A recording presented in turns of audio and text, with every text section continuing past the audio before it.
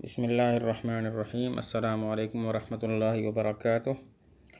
آج ہم سورہ فاتحہ کی آیت الرحمن الرحیم مالک یوم الدین اور ایاک نعبد و ایاک نستعین کا ترجمہ اور تفسیر پڑھ لیتے ہیں۔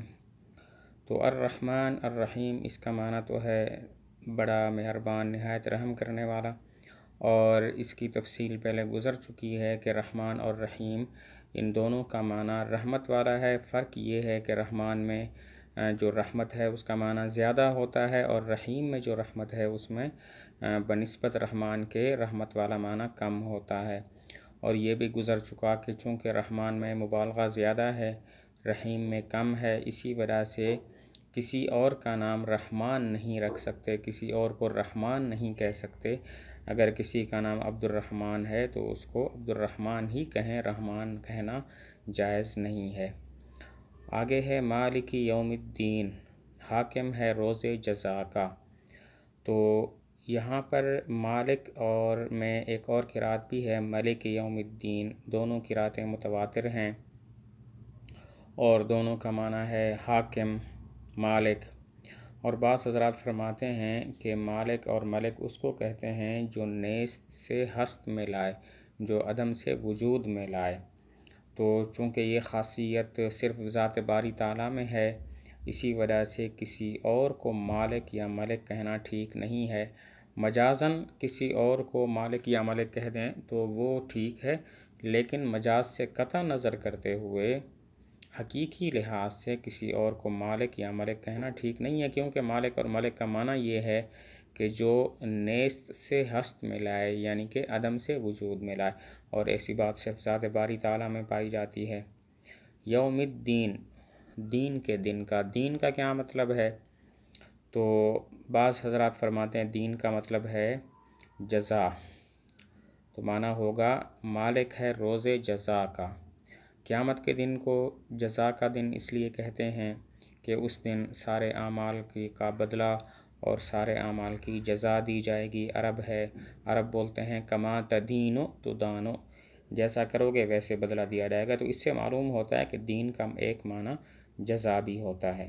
اور بعض حضرات فرماتے ہیں کہ دین کا معنی ہے قہر، تو مالک یوم الدین مالک ہے قہر والے دن کا، مالک ہے قہر والے دن کا۔ تو مالک یوم الدین وہ مالک ہے روز جزا کا، یا وہ مالک ہے قہر والے دن کا۔ اور بعض حضرات فرماتے ہیں کہ دین کا معنی ہے اطاعت اور فرما برداری، تو ترجمہ ہوگا وہ مالک ہے اطاعت اور فرما برداری والے دن کا۔ اب قیامت کو دن کو اطاعت والا دن اس لیے کہا گیا کہ اس دن سوائے اطاعت کے اور کوئی چیز بھی فائدہ نہیں دے گی۔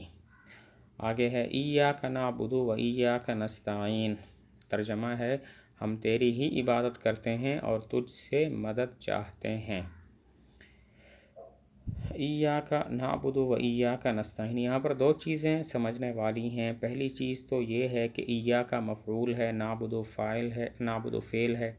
عام طور پر فعل پہلے اور مفعول بعد میں ہوتا ہے۔ ایاک مفعول ہے، نعبد فعل ہے اور اس کے اندر ہی فاعل ہے، تو عام طور پر فعل پہلے اور مفعول بعد میں ہوتا ہے، لیکن یہاں پر الٹ کیا گیا، ایاک نعبد مفعول کو پہلے لایا گیا اور فعل کو جو ہے وہ بعد میں لایا گیا ہے۔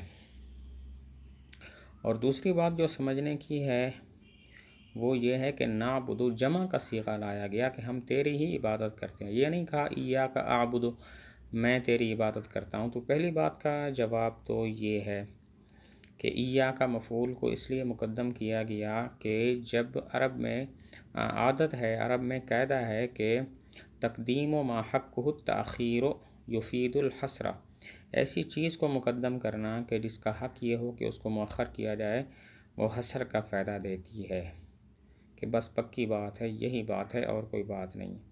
اب ایاک میں اس کا حق یہ تھا کہ اس کو مؤخر کرتے، لیکن مقدم کیا گیا یہ بتانے کے لیے کہ ہم صرف تیری عبادت کرتے ہیں، کسی اور کی عبادت نہیں کرتے۔ اب اگر فرماتے نعبدو کا ہم تیری عبادت کرتے ہیں تو حصر نہ ہوتا، وہ جو خصوصیت ہے وہ نہ ہوتی کہ ہم صرف تیری عبادت کرتے ہیں۔ تو یہ فائدہ حاصل ہوا ایاکا کو مقدم کرنے کی وجہ سے۔ اور دوسری بات کہ نعبدو ہے جمع ہے، واحد نہیں ہے، اعبدو نہیں ہے، تو اس کی وجہ یہ ہے کہ مراد جو ہے وہ متکلم بھی ہے اور غیر متکلم بھی ہے۔ اگر انسان نماز میں یہ پڑھے ایاک نعبد و ایاک نستعین، تو مراد ہوگا میں اور میرے ساتھ جو دوسرے نمازی ساتھی ہیں، ہم سب تیری ہی عبادت کرتے ہیں اور تجھ ہی سے مدد چاہتے ہیں۔ اور اگر انسان اکیلے ہو، یا تو اکیلے نماز پڑھ رہا ہو یا ویسے اکیلے ہو، نماز کے علاوہ اکیلے میں یہ تلاوت کرے اور پھر کہے ایاک نعبد، تو اس سے مراد یہ ہوتا ہے کہ متکلم یعنی میں بھی تیری عبادت کرتا ہوں اور میرے ساتھ جو حفظہ من الملائکہ ہیں، یعنی کہ حفاظت کرنے والے فرشتے، وہ بھی تیری عبادت کرتے ہیں اور تجھ ہی سے مدد چاہتے ہیں۔ وَإِيَّاكَ نَسْتَعِينُ، اس میں واو جو ہے یہ کس لیے ہے؟ دو قول ہیں۔ نمبر ایک، یہ واو عاطفہ ہے، یعنی ایاک نستعینو کا عطف ہے ایاک نعبدو پر۔ ترجمہ سیدھا سادہ کہ ہم تیری ہی عبادت کرتے ہیں اور تجھ ہی سے مدد چاہتے ہیں۔ اور دوسرا قول یہ ہے کہ یہ واو حالیہ ہے، تو اب ترجمہ اس طرح ہوگا ایاک نعبد و ایاک نستعین، ہم تیری ہی عبادت کرتے ہیں اس حال میں کہ تجھ سے مدد چاہتے ہیں، تجھ سے مدد چاہنے کی حالت میں ہم تیری ہی عبادت کرتے ہیں۔ تو آج کے سبق میں ہم نے دیکھا کہ الرحمن الرحیم کا کیا معنی ہے، مالک یوم الدین کی کیا تفصیل ہے، اور ایاک نعبد و ایاک نستعین کے اندر کون کون سی باتیں پوشیدہ ہیں۔ تو اس سبق کے حوالے سے اگر کوئی سوال ہو یا کوئی بات سمجھ میں نہ آئی ہو تو آپ کمنٹ میں پوچھ سکتے ہیں۔ السلام علیکم ورحمۃ اللہ وبرکاتہ۔